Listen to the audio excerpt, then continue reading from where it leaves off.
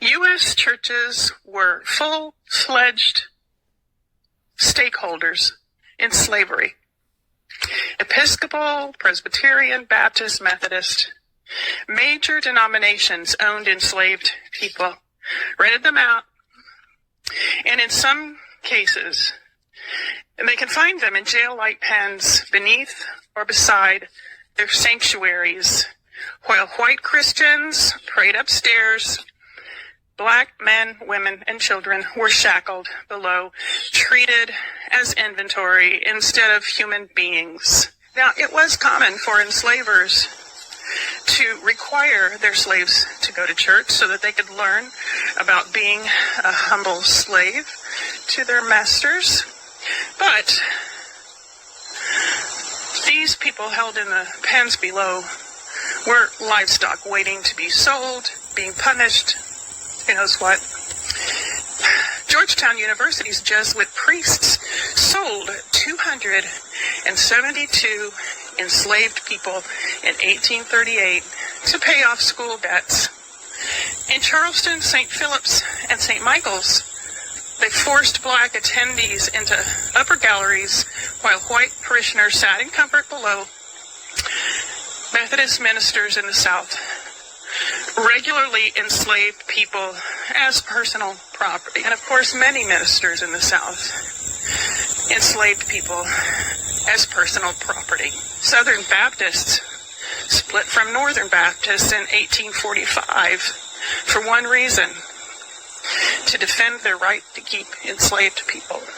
Churches built slave galleries to force enslaved people to attend services, but not sit with white people. And the sermons told them to obey their masters. But the people locked in the church pens, they weren't taken upstairs to worship. They were confined like livestock. They were waiting to be sold, rented, or punished. The church baptized enslaved people. They preached a lot about obedience, and they promised them life after death in heaven, while profiting from their stolen lives on earth.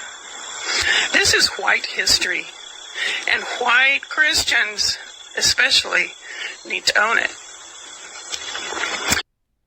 Hey, Shalom. Let's start out by giving all glory, praise, and honor to Yahweh Bahasham, Yahweh Shai, Bahasham, Rakak, Wadash. Double honors to the elders and apostles of the Great Millstone, and Shalom to the elect of Israel.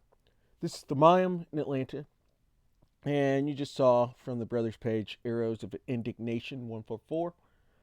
He's got this lady here, looks Edomitish. She's speaking truth, though, and talking about, like, basically Judeo-Christianity, every bit of it, every denomination of it, whether it's Catholicism, whether it's Judaism, whether it's Baptist, Methodist, Episcopalian, whether it's those Latter-day Saints or Jehovah's Witness, whatever it is. All of this has been touched by Esau, Edom. Esau, Edom has changed all of these narratives to fit his narrative.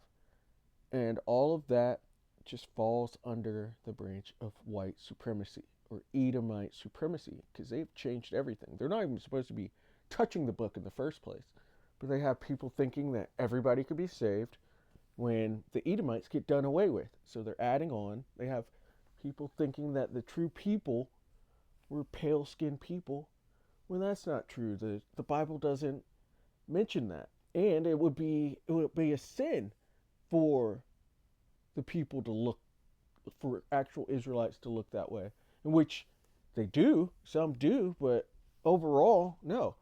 They've got people thinking that J name, that JC name, is the Lord's actual name, and that the Father's name is just God. They've added on, they've taken away, and they have confused what the Bible truly means. And they've been controlling the narrative, And at the same time, they put down the actual true Israelites.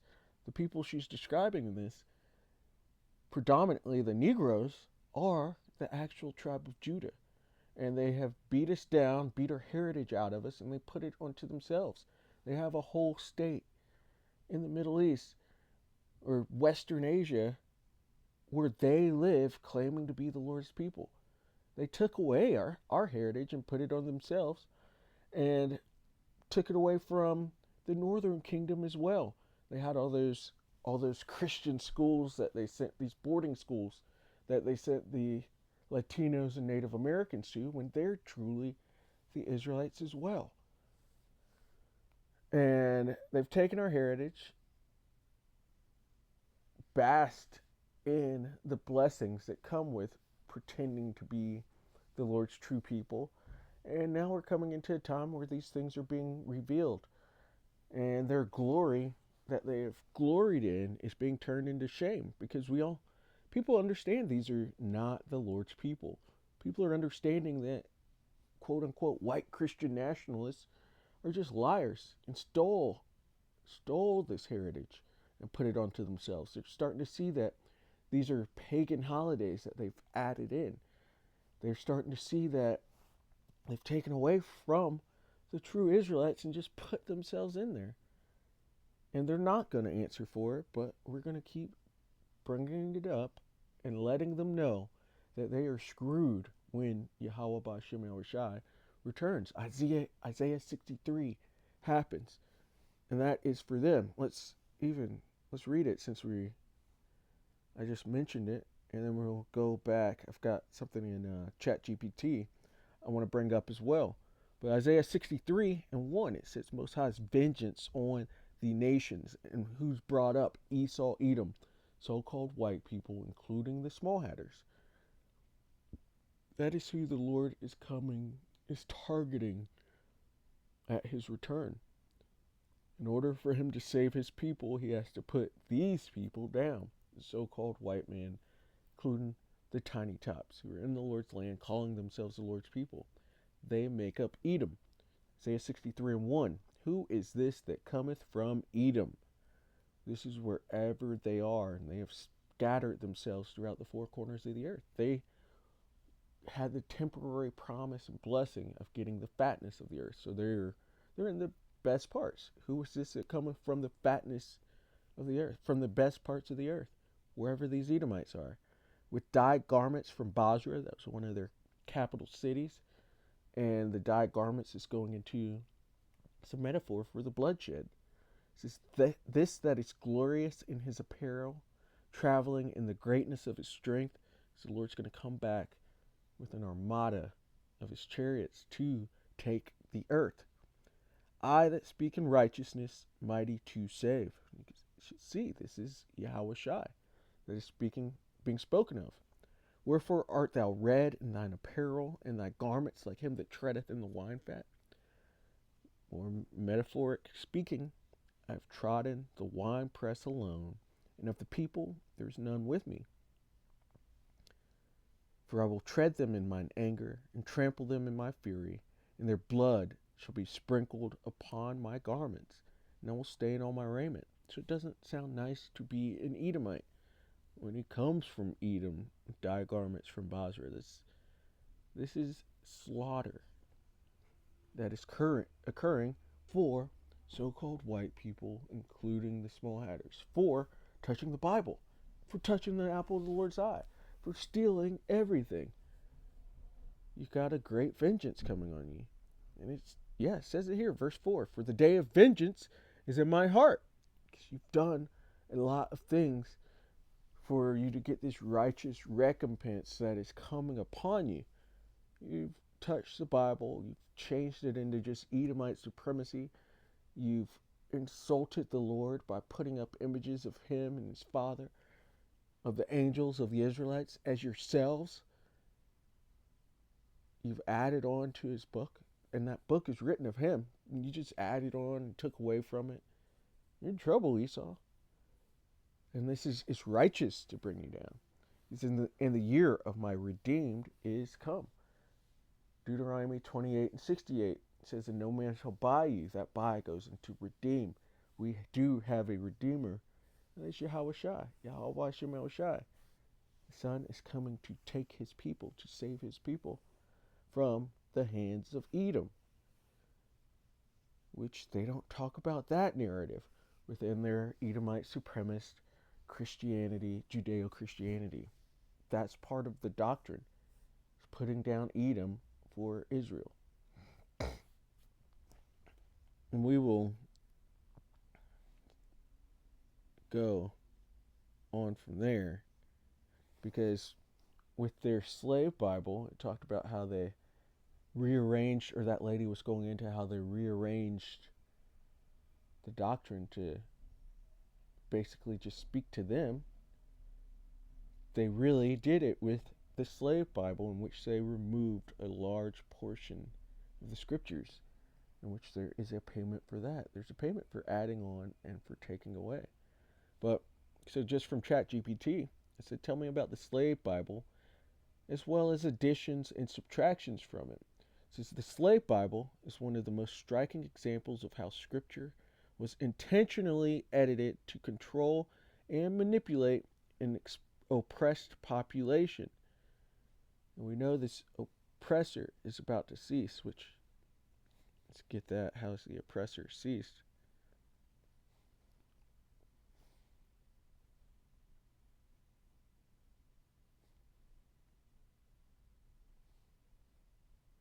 Isaiah 14:4, 144. That thou shalt take up this proverb against the king of Babylon, and say, how hath the oppressor ceased? The golden city ceased. And go right back up to verse 2 in Isaiah 14 to verse 2. And it says, and the people shall take them and bring them to their place, and the house of Israel shall possess them in the land of the Lord for servants and handmaids, and they shall take them captives, whose captives they were, and shall rule over their oppressors. This is about the Edomites coming out of power, and they have completely changed the scripts or changed how people view it, to think that they can actually be saved, they can be delivered from this, when they are the oppressor. The oppressor is about to cease, and the oppressor is about to go into captivity when Yahweh Shah returns. But they manipulated, as it says, the slave Bible is one of the most striking examples of how scripture was intentionally edited to control and manipulate an oppressed population. And really the whole earth is under oppression. Even regular Edomites, they are under oppression, and they are under lies, just like everybody else is under lies. And you look at them in their Judeo-Christianity, they believe they have a shot at salvation, but they all figure into the Edomite population, even though they're under mass amounts of lies from their elite as well. But this is what the Lord judges nations, and this nation is about to be judged, because they've benefited from it for the longest with these intentional edits where they've added on. They added on that everybody can be saved, so it makes you not signal out. That's a defense mechanism for the Edomites, because it makes you not signal them out as the oppressor, because it makes you think they have a shot at salvation, but they don't. They're in the power seat currently. It's about the oppressor getting put down, and their so-called whiteness is oppression. This whole idea of it is oppression. It makes everybody else feel inadequate when they're not even white in the first place. Because that whiteness, the meaning behind it goes into purity and innocence, and they've lifted themselves up with that, but the Bible refers to them as red. But they've added on, so we got to get script on them adding on. Revelation 22:18. For I testify unto every man that heareth the words of the prophecy of this book being the Bible. If any man shall add unto these things, the Most High shall add unto him the plagues that are written in this book. And they're already going to have the Deuteronomy curses put onto them, because they are the enemy of the Israelites. And the Lord said he's going to put all of these curses onto our enemies. They're the number one enemy. These are already going to be on them, but they have gone above and beyond to where the Lord says they're going to get double. They're going to get a double portion, and they've added on to the book. They added themselves into there with their iconoclasm, with their whitewashing and showing quote unquote white Jesus. They've added themselves on. They've added themselves on by saying that everybody could be saved, when truly they get put out of the earth. How can everybody be saved when they get put off, taken out of the earth, their whole seed line? Most High is adding on to their plagues. It's going to be terrible for them. They have to do 1,000 years of hardcore captivity. They're not even going to be seen as human, which rightfully so. They've tried to make so-called Negroes 3/5 of a person, but they're going to get double to where they're not even 1/5 of a person. They're going to be less than nothing in the kingdom. And these plagues are coming on to them. Even now, their families are breaking up. They're not reproducing like they should. And they're being called out everywhere. Their glory is being turned into shame. Part of it's for touching the Bible. They never should have touched this Bible. It says, the Most High shall add unto him the plagues that are written in this book. And if any man shall take away from the words of the book of this prophecy, the Most High shall take away his part out of the book of life, and out of the holy city, and from the things which are written in this book. They are not in the book of life. They can't be. Their seat gets taken off of this earth. They got no portion with Jerusalem. They're on the outside. They're profane. They're profane people, which means outside of the temple. And they definitely took away. Just look at the Apocrypha. They took that away. That makes people not understand the book as a whole. They don't understand who the Gentiles are, which are truly Israelites.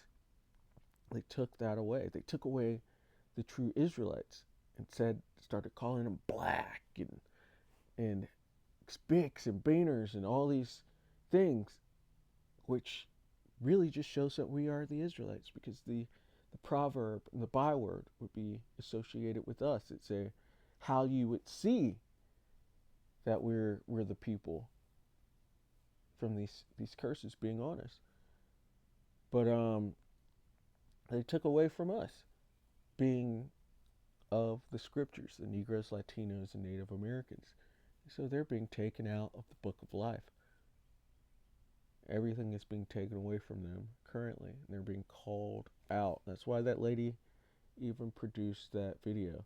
And that seemed like more of a case of their own tongue falling on themselves.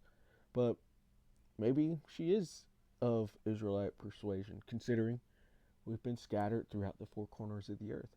But getting back to ChatGPT, on what it says, here's a clear and complete explanation of what it was, what was removed, and why it matters. This is the Slave Bible. It says, what was the Slave Bible? The Slave Bible refers mainly to a heavily edited version of the Bible published in 1807 by the Society for the Conversion of Negro Slaves in London. It was used in the British West Indies, Jamaica, Barbados, Antigua, as a tool for instructing enslaved Africans. The Bible is not meant to teach full Christian theology. It was meant to promote obedience, submission, and passivity among enslaved people. And Judeo-Christianity does this to everybody at this point. It makes them completely comfortable with oppression.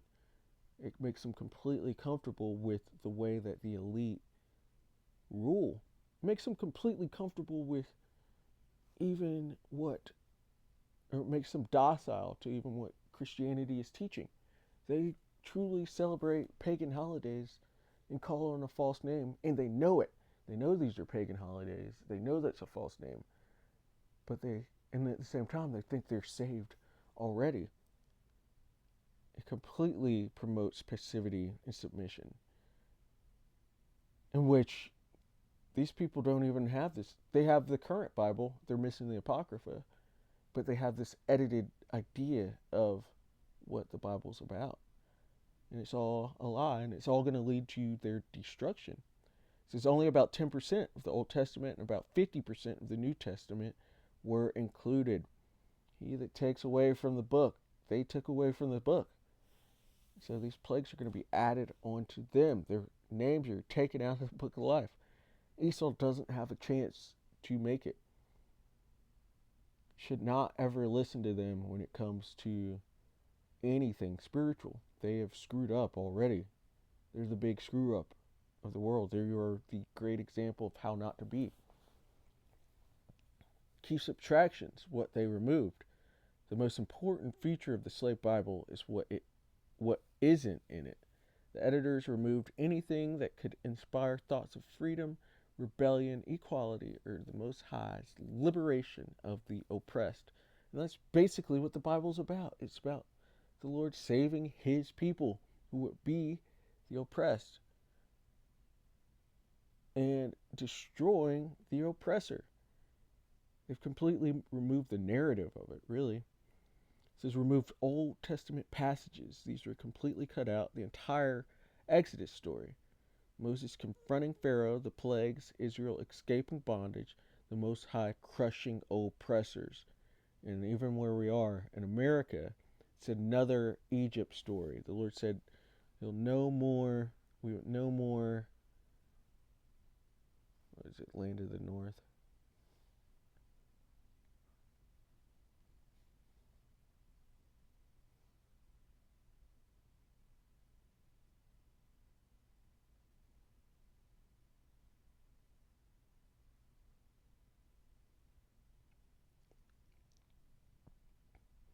Jeremiah 16 and 14.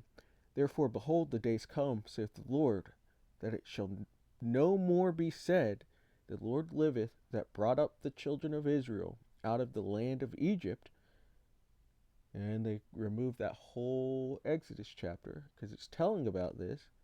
But that's going to be surpassed. That deliverance out of there is going to be surpassed with the deliverance out of modern day Egypt, which is America, which is ran by the Edomites, which are both cursed. That land, the land of America, is cursed, and the Edomites are cursed. And so this deliverance is going to be greater. But it says, but the Lord liveth, that brought up the children of Israel from the land of the north. That's here in North America, from America, and from all the lands whither he had driven them, because we've been scattered, the diaspora. And I will bring them again into their land that I gave unto their fathers. And so for those people in the land currently to exist, when did this happen? Because they just got taken from Germany, basically. When did they get delivered from all the lands that the Lord had scattered us to? When did they get delivered out of the land of the north? And no, Germany wasn't it. Its trains weren't the ships. And I will bring them again into the land that I gave unto their fathers. The Lord did not set them in that land. They did that themselves with their Balfour Declaration. And they even did it after World War II to pretend like it was that third woe, like it was that great war that comes and then they get delivered. They did that themselves. These are liars. All these things are adding on and taking away from the true story. They are the oppressor. Since this is the most glaring removal, the story of the Most High delivering slaves from their masters was seen as dangerous. Since passages condemning oppression or injustice, examples omitted, Isaiah 61 and 1 proclaim liberty to the captives. Jeremiah 22 and 3, do no wrong or violence to the foreigner, the fatherless, or the widow. Psalms 82, condemning corrupt rulers. Also, stories of rebellion or deliverance were taken away. So Shadrach, Meshach, and Abednego, resisting tyranny. That's when Yahushua saved them from those flames that Nebuchadnezzar tried to toss them into. This is Daniel defying the king We all know about Daniel in the lion's den. It says any narrative where the Most High empowers the oppressed, they just remove that out of there. It says remove New Testament passages. Anything that taught spiritual equality or freedom was removed. Galatians 3:28. There's neither Jew nor Greek, slave nor free, for you are all one in Mashiach, Yahushai. And even that, people don't understand this script right here because the Edomites removed the Apocrypha. They removed the book of Maccabees, in which you would understand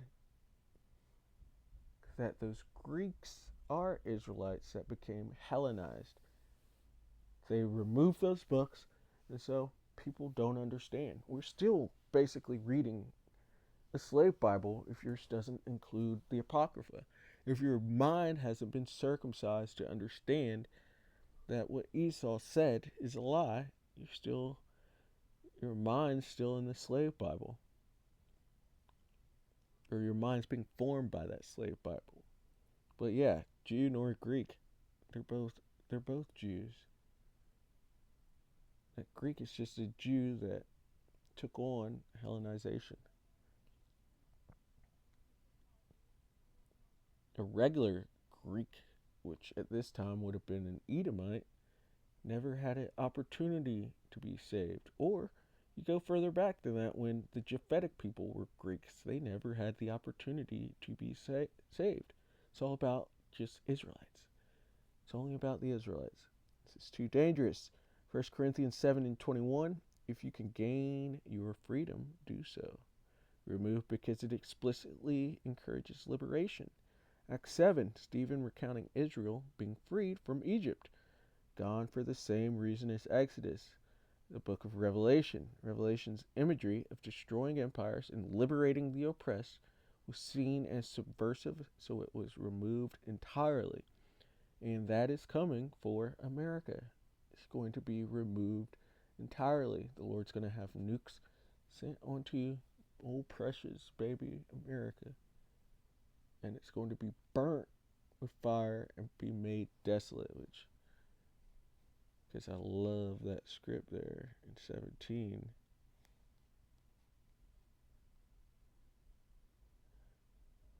Revelation 17 and 16.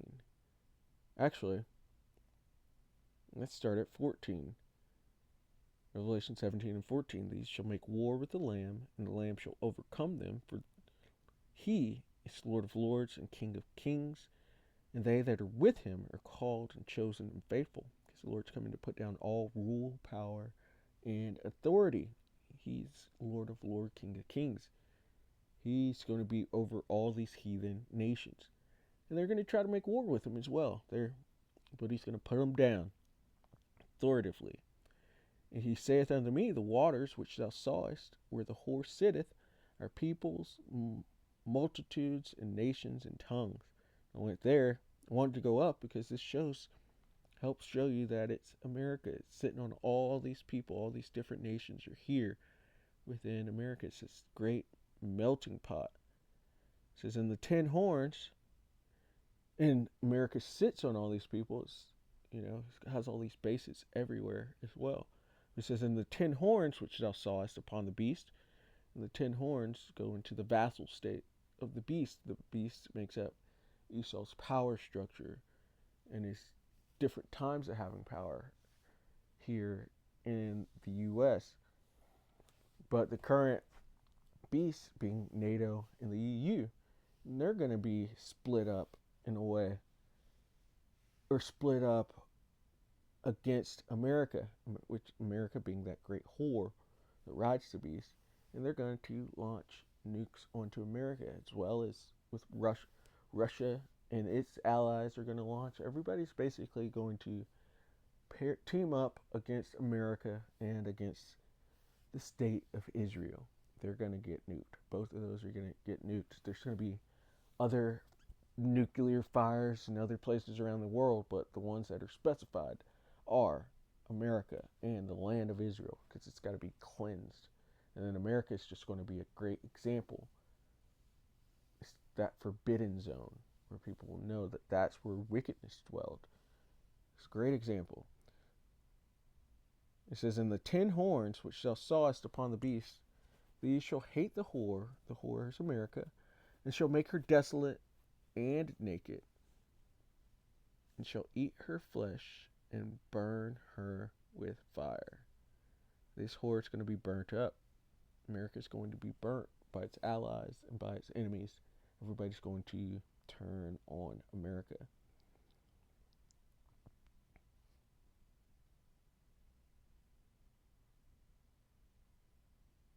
But it says, so it was removed entirely, the book of Revelation.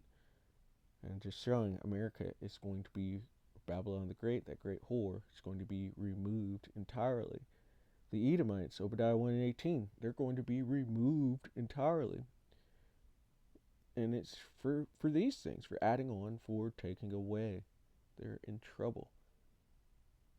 Key additions, what they kept and emphasized. The editors kept passages that supported submission, obedience, or endurance under hardship. Passages include Ephesians 6 and 5, slaves, obey your masters. And Esau, you're going to get the Bible in the kingdom. We're going to be teaching you. And it's going to be hard lessons for you because you're hard-headed. But these are things that will be promoted unto you. Slaves, you are slaves. Obey your masters. Your masters are the Israelites, the Negroes, Latinos, and Native Americans. And you're going to be taught how to obey with the rod of iron. And you're going to be taught about how profane and how base that you as a people are. It's going to be hard lessons beaten to you. Colossians 3 and 22, slaves, obey your earthly masters. Luke 12 and 47 emphasizes punishment for disobedience. You need that beaten to you. Genesis creation narratives, safe, non-political, easy to use for moral instruction. Selected teachings of Yahweh Shai on meekness. So you added that name and you took away the name of Yahweh Shai. You got stripes coming for that. This is examples, Sermon on the Mount, but carefully curated. Turn the other cheek. Of course, that was pushed. Y'all are going to have that pushed on you. Blessed are the meek, which the Israelites are the meek, and you'll be understanding that you're nothing. It says the goal was to cultivate docility, not spiritual empowerment. How much was removed? Typical full Bible contains about 1,189 chapters. The slave Bible contained 232 chapters total. Only a fraction of the Old Testament, roughly half of the New Testament, entire books missing. It's so heavily edited that a person could read it cover to cover and never learn that the Most High delivers Israel from slavery. See, they've even got it to where people still don't understand that it's just the Lord delivering Israel. He doesn't deliver Moab. He doesn't deliver Amalek. He doesn't deliver Ham. He's only delivering Israel. People are still under this. This is that Christianity teaches equality, in which, it does not. It teaches Israel over the other nations.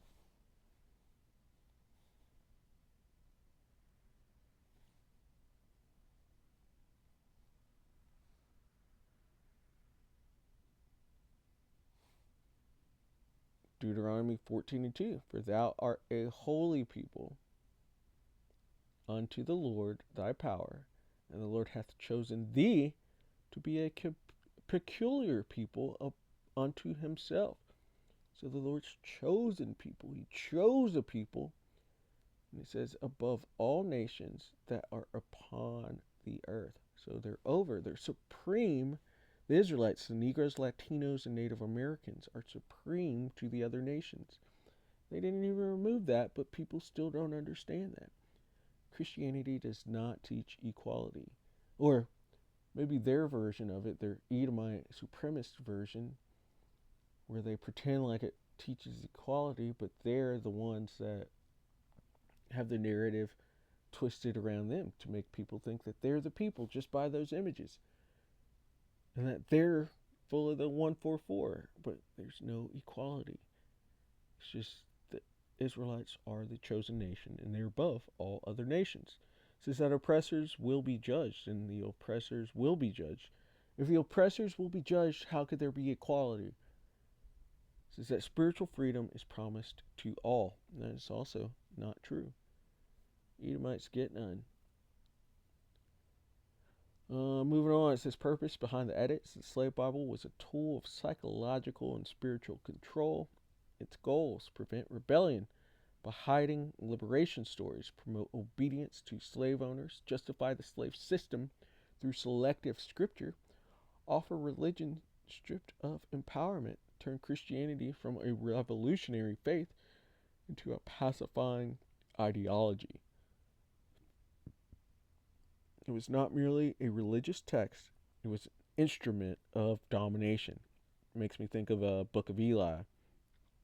He's like, it's not a book, you dummy. It's a weapon. And it truly is. It even calls itself the sword, cutting asunder all that take hold onto it. This is why this matters today. The slave Bible is a reminder of how Scripture has been misused to justify injustice, how powerful narratives become when edited, how enslaved people still found Christianity despite oppression, not because of the edited versions. It's also a picture of the broader pattern where empires have tried to harness religion to maintain their power. If you want, I can, but yeah, it's just a really, even you look at Judeo-Christianity as a whole. That's wickedness, or that's a residue for Esau's wickedness. These are things that they're going to have to answer for doing, and it's already been done. The crimes have been done. You've already removed from understanding. You've already added to people's understanding, and this veil's being lifted. This cover that you've had cast through your whiteness, through your fragility, through your insecurities, made up all these things, pushed it on the world, and now it's unraveling, and you've got to answer for it. Let's end off here, Psalm 50 and 16.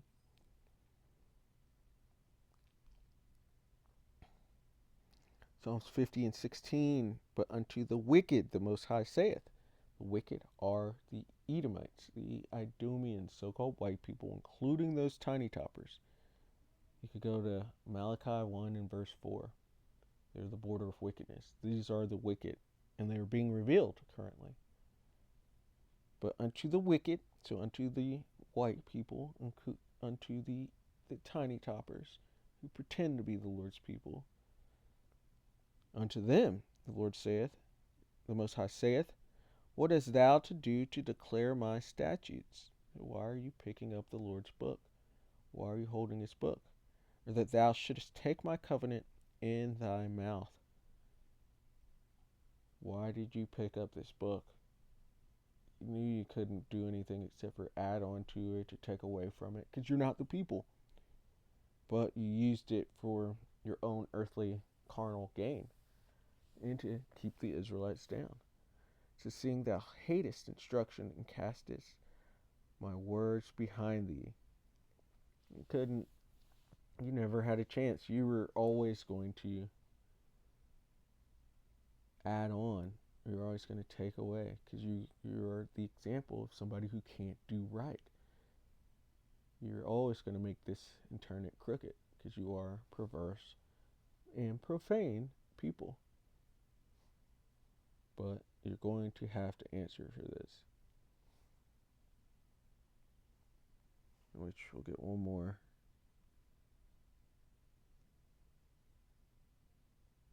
Zechariah 11 and 4. Thus saith the Lord my power, feed the flock of the slaughter. The flock of the slaughter are the Israelites.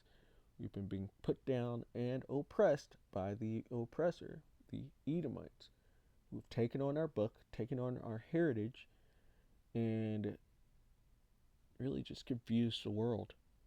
Confused the world into thinking that they were higher than what they truly are, and confused the world to think that we were beneath what we truly are.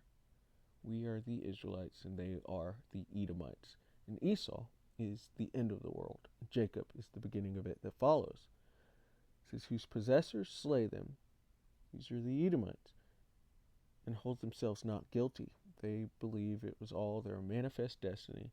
And you're really starting to see they don't see when they do wrong, they don't really see it. They don't understand how racist they've been. They don't understand how satanic they've been on this earth. And with pretending to be Christians, celebrate pagan holidays, calling a false name, they don't see that as wrong at all. Whose possessors slay them and hold themselves not guilty. And they don't see that all the lynchings and the putting down of the Israelites, it's caused them really to have the greatest downfall that's ever going to happen. That's all because you touched the apple of the Lord's eye, because you touched these scripts, because you murdered us all the day long. And they that sell them say, blessed be the Lord, Yahweh Bashem Elishai, which they don't even call on that name. For I am rich. They thought this was all just what's coming for them. They thought selling and enslaving Israelites was a good thing, and that it was really just their blessing, just that it was their destiny, and which it was for a temporary time. You had a temporary blessing of the fatness of the earth and of the sword, having to live by the sword, but that's all coming to an end. And they that sell them say, blessed be the Lord, for I am rich, and their own shepherds pity them not. Nobody's woken us up to the fact that we are the Israelites, that they are the Edomites, and that they are about to go into destruction, because they're the sons of destruction for what they've done. They don't tell you that they're in trouble for the way that they've acted. They think they're in good case still. But truly, Isaiah 63 is about to happen to them. Esau's trouble is about to happen to them. They're about to be put into a low case because they've added on and they've taken away.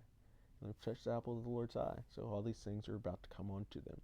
So, Lord willing, that was edifying. I'd like to give all glory, praise, and honor to Yahweh, Bahasham, Yahweh Shai, Bahasham, Rekach, Wadash. Double honors to the elders and apostles of the great millstone. Shalom to the elect of Israel. Shalom.